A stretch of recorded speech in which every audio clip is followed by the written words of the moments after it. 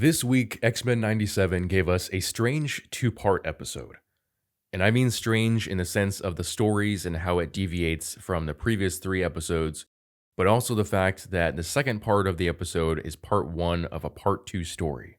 Now, part one of episode 4 is called Motendo and is loosely based on issues 52 and 53 of Wolverine from the 90s. In this episode, Jubilee turns 18 and wants the X-Men to go to an arcade on her birthday, but Magneto wants her to train in the Danger Room, as there's always a threat to mutant kind, and especially to the X-Men. Jubilee and Roberto go to her room and sulk over the fact that she can't even relax for one day on her birthday, when they end up getting sucked into a Motendo, which is a gaming console obviously meant to play on Nintendo, and is the newest scheme of the interdimensional being Mojo. Now, Mojo was introduced in the original animated series. He's a member of a species that I believe are called the Spineless Ones, and he's more or less an interdimensional TV producer. In the original series, I believe there were 2 or 3 instances where he captured the X-Men and used them to make different TV shows. This time, Mojo is trying to profit off of Jubilee's youth, as well as the nostalgia of returning to her adventures. So in this episode, we get callbacks to events in her past, such as the time when she, Storm, and Gambit were sent to Genosha, when they fought the Sentinels, going to the Savage Land to fight Sauron, and fighting Magneto on Asteroid M. All of these are events that took place during the original series, though in this episode are presented as different levels in a digital video game world.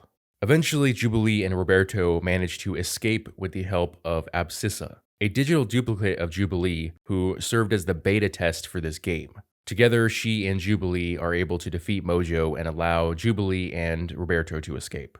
Back in the real world, Jubilee and Roberto share a kiss, and that is where that half of the episode ends. The major difference between this part of the episode and the source material, other than it being focused on Jubilee and not Wolverine, is that in the comics, Abscissa was an actual living version of Jubilee who had submitted to Mojo as his slave in return for him not ending the universe. So she was an alternate universe version of Jubilee who was captured as a child and given a deal where Mojo wouldn't end the universe if she became his slave. The mainstream Marvel Universe Jubilee was given the same deal in the story but rejected it. The story was definitely kind of dark, which might be why they changed it from being an actual Jubilee to simply a digital being. The second part of this episode is called Life Death Part 1 and is based on the comic story of the same name that took place in Uncanny X-Men issue number 186, as well as some other stories which I'll talk about in a bit. This continues from the last episode where Forge met Storm in the southwestern United States and told her that he would help her regain her powers. Forge is quite determined to use his mutant abilities, which is to basically create any technology or machine that he puts his mind to. So basically, his powers make him Tony Stark. But he is determined to help Storm regain her powers, and the reason why ends up making Storm feel even more betrayed and given more to despair than she did before.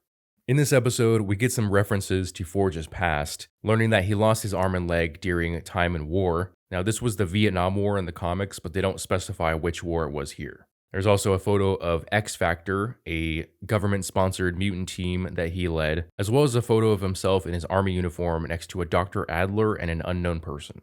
Now, Dr. Adler was introduced in the X-Men episode The Cure, and even though it was actually Mystique in disguise, the actual Dr. Adler had existed and created the mutant restraining collars based on a rough design from Forge. Now, Forge had tried and failed to give Storm back her powers. And when Storm realizes that Forge helped create the collars from which the Executioner took the radiation sample and used it to take Storm's powers, she feels betrayed. And that's when Forge decides that it's a good idea to tell her that he's in love with her, on top of using her for his own redemption. Some of the major differences between this story and the comics include Forge bringing Storm to his skyscraper in Dallas, Texas, rather than a cabin in the woods. He actually created the gun that was used to take away Storm's powers in the comics for the government. He had created them a neutralizer that was meant to fight the Dire Wraiths, but was also working on mutants. However, he wasn't sure whether it would have temporary or permanent effects. And like the Madeline Pryor saga, this story took place over a number of issues, not just a single story. At the end of the episode, Storm and Forge are attacked by an owl demon. I thought it was really weird at first, but it's actually loosely based on a story from Uncanny X-Men issues 220 through 224.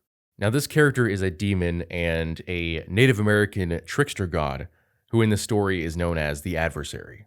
In Marvel Comics, Forge had been trained as a shaman before he enlisted in the military. During the Vietnam War, when he lost his entire unit, he used their souls to open a portal through which demons would come through and kill his enemies, with one of those demons being the Adversary.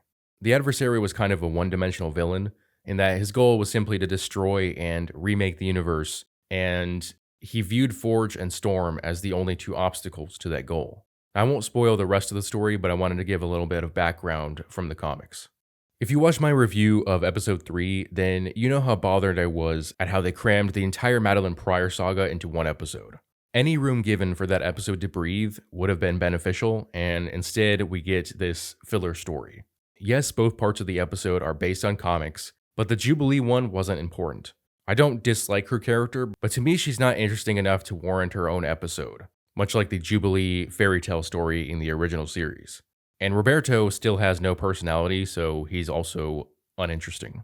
Storm getting her powers back is important, but like with Madeline Pryor, I feel like they are compacting the story in a weird way. And honestly, I'd like to see an episode devoted to Forge and his past. Maybe it's something we'll get in season 2 if we're lucky. Overall, I just think that part 1 and 2 of Life Death should have been one episode by itself, or really 2 or more episodes, to really do the story justice. But let me know what you guys think about this episode in the comment section below. As always, if you enjoyed this video, I would appreciate it if you would hit that like and subscribe button, as well as the notification bell so that you never miss out on a new video. Thanks for watching.